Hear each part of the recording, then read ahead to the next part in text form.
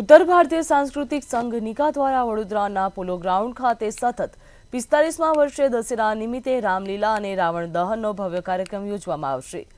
આવતીકાલે 9:30 વાગે રામલીલા મંચ બાદ 50 ફૂટ ઊંચા રાવણ તેમજ 40 થી 45 ફૂટ ઊંચા કુંભકર્ણ અને મેઘનાદના પુતળાઓનું દહન થશે। નવરાત્રિની પૂર્ણાહુતિ બાદ અસત્ય ઉપર સત્યના વિજયના પ્રતીક રૂપે દશેરાની ઉજવણી માટે તૈયારીઓ શરૂ થઈ ગઈ છે। રાવણ, કુંભકર્ણ અને મેઘનાદના પુતળાઓ મકરપુરા જીઆઈડીસીથી પોલો ગ્રાઉન્ડ ખસેડ્યા હતા, જ્યાં ફટાકડા ભરી ઇન્સ્ટોલેશન પણ થશે।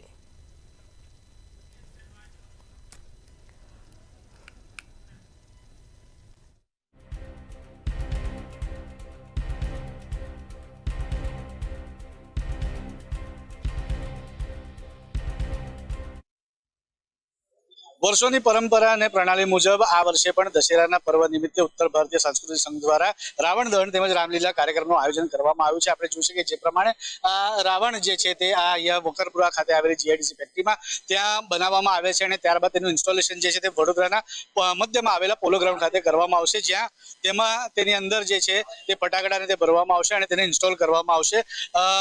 તમામ સુરક્ષાની વચ્ચે આ રાવણ છે તેનું ઇન્સ્ટોલેશન કરવામાં આવશે। વર્ષોની પરંપરા મુજબ ઉત્તર ભારતીય સાંસ્કૃતિક સંઘ દ્વારા છેલ્લા 44 વર્ષથી આ પ્રણાલી યથાવત ચાલુ રાખી છે। આજે આ 45મું વર્ષ છે। આપણી સાથે આયોજક છે, આયોજકો સાથે વાત કરવાનો પ્રયત્ન કરીશું।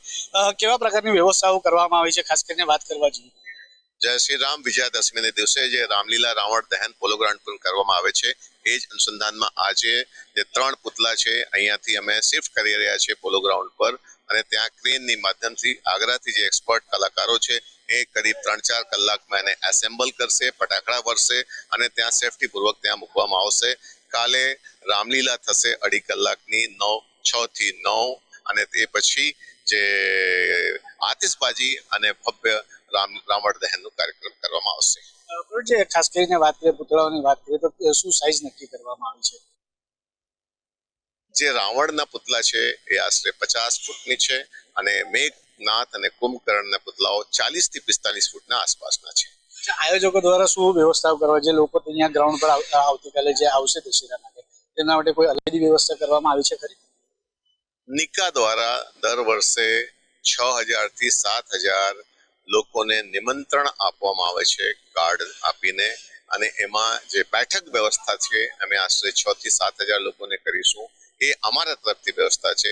બાકી જે જાહેર જનતા છે એ ગ્રાઉન્ડ પર આવે છે, બેસે છે યા ઉભા રહે છે, આખા ગ્રાઉન્ડ ઓપન રહે છે, અને ત્યાં સેફટી માટે પણ આપણે પૂરતી વ્યવસ્થા રાખી છે। દર વર્ષે કરવામાં આવે છે। વડોદરાના મધ્યમાં આવેલા એવા પોલો ગ્રાઉન્ડ મેદાન ખાતે આ કાર્યક્રમનું આયોજન કરવામાં આવે છે, જેમાં મોટી સંખ્યામાં ભાવિક ભક્તો સાથે જે ઉત્તર ભારતીય સંઘના જે તમામ કાર્યકર્તાઓ તેમજ પરિવાર છે તે પણ તેમાં વિશેષ જોડાવે છે। અને આવતીકાલે હવે દશેરા પર્વ નિમિત્તે આવ્યા રાવણ દહનની સાથે રામલીલાનું પણ આયોજન કરવામાં આવશે। રામલીલાના આયોજન બાદ, રામલીલાના કાર્યક્રમ ના બાદ આ રાવણ દહનના કાર્યક્રમ કરવામાં આવશે। નોંધનીય છે કે 50 ફૂટના રાવણ છે ત્યારે 40 ફૂટના કુંભકર્ણ અને મેઘનાદના પુતળા બનાવવામાં આવ્યા છે ઉત્તર ભારતીય સાંસ્કૃતિક સંઘ દ્વારા। હવે આવતીકાલે આ કાર્યક્રમ રંગે ચંગે ઉજવવા માટે તડામાર તૈયારીને એને આખરી ઓપ અત્યારે ઉત્તર ભારતીય સાંસ્કૃતિક સંઘના આયોજકો દ્વારા આપવામાં આવી રહ્યો છે। કેમેરામેન મિલિંદ મहिले સાથે સત્યમ નેવાસ્કર, મંતવ્ય ન્યૂઝ।